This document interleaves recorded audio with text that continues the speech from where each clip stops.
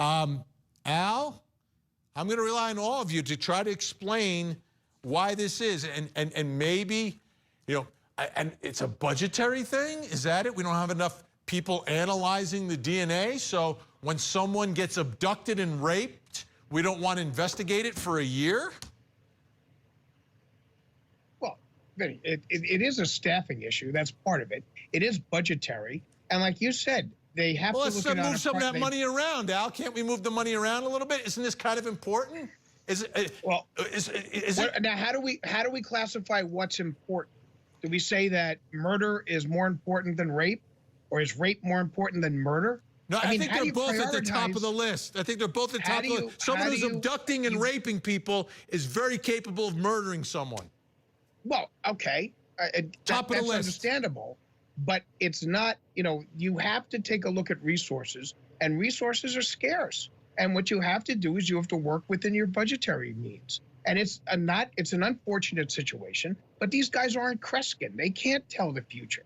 I mean, I think that anyone there in the Tennessee Police Department, in the state of Tennessee, is saying, I can't believe we didn't do this. But you have to prioritize your crimes. And murders are usually the top ones that go on there. Rape is probably right below that. But I mean, I got to imagine in a state like Tennessee, there's a lot of murders. In fact, as I know, they are, because we've covered so many murder cases out of Tennessee. So, Darnell, it's not. Al, I gotta stop you there. I got it. I got it. You think it's all about money. I think it's insanity. Darnell, is not a. Do we think? Let's just use a little common sense here. Do we think that someone who abducts and rapes someone and gets away with it might do it again? Absolutely, and that's why this gentleman's DNA had to be in the system, because when you get convicted of something like this, you're in the system. You're in Tennessee. So when they get a hit on some DNA, the first thing you want to do is to analyze it against the known dangerous individuals that you know has already come before the court. And so, like you said in the opener, you can't stay in jail forever. So maybe they said the guy was young, they let him out, okay, fine. But they have to prioritize. Let him out, but put him in this box. If something comes up that even remotely sounds like it could be connected, check it out right away and compare it, because you know that is a possibility. But don't sit back and say you can't afford to do that, because someone is dead now. And now what does that cost? Jennifer Brandt, you know, and I understand, and you know, I'm with what Al's saying about the budget and prioritizing, but how is not someone who would abduct and rape a member of the community not like the top priority? To me, that person obviously could kill someone. To me, it's obvious. If you're going to abduct and rape someone, you don't think that person is capable of abducting, raping, and killing someone? And I'm not doing Monday morning quarterback here, using some common sense. How's that not the top priority? Whether you want to rush it in 5 days, how about just 5 months instead of 5 days? Yeah, well, Vinny, I disagree with Al, because no matter what the budget constraints, this should take priority. I mean, they had the DNA. It's not a question of not having the evidence. They had the DNA. It's just a matter of analyzing it. And once they analyzed it, like Darnell said, this guy is already in the system, so they would have had a hit on him right away. And clearly, they could have prevented this murder, and gotten him off the street, because he's just a bad guy. So no, Al, you're wrong on this one. Budget, I'm not wrong no budget. I mean, how did they know? This is something that they should do right away. How did they know this DNA was in the system? But they test it, and then they see, all right, this is an easy one. It's in the system. Maybe if it wasn't in the system, okay, then it takes some time to try to find who it might be. But they could have found out right away that this was the guy who did this crime, who abducted and raped somebody, had kidnapped somebody previously, and should be back in jail. He should have never been let out. And they let him out, whatever, 20 years in prison.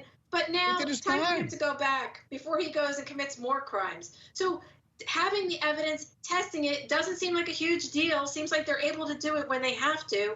And why shouldn't it be a priority? It should be something that they do right away and see if there happens to be a match. Oh boy, we got the guy. Let's bring him back in. I think it's a no-brainer. Now, let me put up on the screen his new charges, I guess for the 2021 case, aggravated rape, especially aggravating kidnapping, unlawful carrying of a weapon by a felon. Now, I want you to listen, Al, to Steve Mulroy, who is the Shelby County District Attorney. Let's just listen to what he has to say, and then we'll react to it. Any kind of violence, of course, is unacceptable, but repeat violent offenders particularly deserve a strong response, and that's what they'll get from this district attorney's office. We will continue to cooperate with law enforcement and work closely with them, as we already have, so that we can do our best to bring justice to this tragic situation. Here's the problem, Al. If we were talking about repeat offenders, right, it would be one thing. We're talking about a three-peat offender now, right? Because there's the 2021 case and now the case with Liza. If they had just been harsh and vigilant and sentenced him as a repeat offender, there wouldn't have been a three-peat offense committed here. That's the problem that I have with what's going on here. I just think someone's got to go in there and shake things up and say, listen, anytime we've got someone who is abducting and raping someone, we're going to analyze the DNA within a month. Okay, I'll give them a month. Expedited, doesn't have to be super expedited, 5 days, 18 hours. How about in a month, Al? Is that reasonable? I don't have a problem if it's done in a month. I don't have a problem if it's done in 4 days. I mean, I would love it to be done in 72 hours. I think that would be splendid. Unfortunately, there's a thing called economics that come into play. There's a number of other issues that come into play with regards to these labs. These labs are overworked to begin with, okay? And you don't want them screwing up on something as important as this. I'm not saying that they shouldn't have tested it, but how did they know that the second crime that he committed would then lead to the third? They didn't, okay? They didn't know that. They didn't test the DNA at that time. Okay, they either had him or they didn't know it was him. So how are they supposed to automatically figure, let's put this to the front of the thing because he's going to do something again? We don't know that. This isn't a Tom Cruise movie. It's a violent crime, Al. But it's a violent crime, Al. And the fact that I agree with Vinnie, there's someone out there abducting and raping people. I mean, you think like maybe we should test that. Maybe that's something we should be looking at. Maybe we don't want these kind of people on the street. This was not something like, oh, well, we'll just let them go on and on. I mean, who knows who we might be? So don't you think that has importance? Start a list. Give me the list of the priorities. Point out, we can't jump to a budgetary concern, because we all do this. You did this as a prosecutor. This is real life stuff here. Lawrence Smith Fields, the case that you covered on this show. Guy says, hey, I never had sex with this young girl. The police don't even test DNA, and then they find a condom with semen in the bathroom, and now this guy's still on the loose. No DNA test. Up to today, the lab has still not come back and given us anything conclusive, and we're filing a lawsuit because of that. Why should we have to file lawsuits for them to do their job? Now, this guy could be out there doing the same thing to someone else. And what's happening here? So it's not just about money. It's something wrong, and we just need to fix it.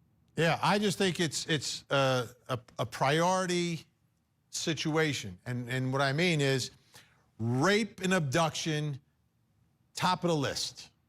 Top of the list, top priority. No questions asked. I mean, I don't care how far that backlog is. Rape and abduction, move it up to the front.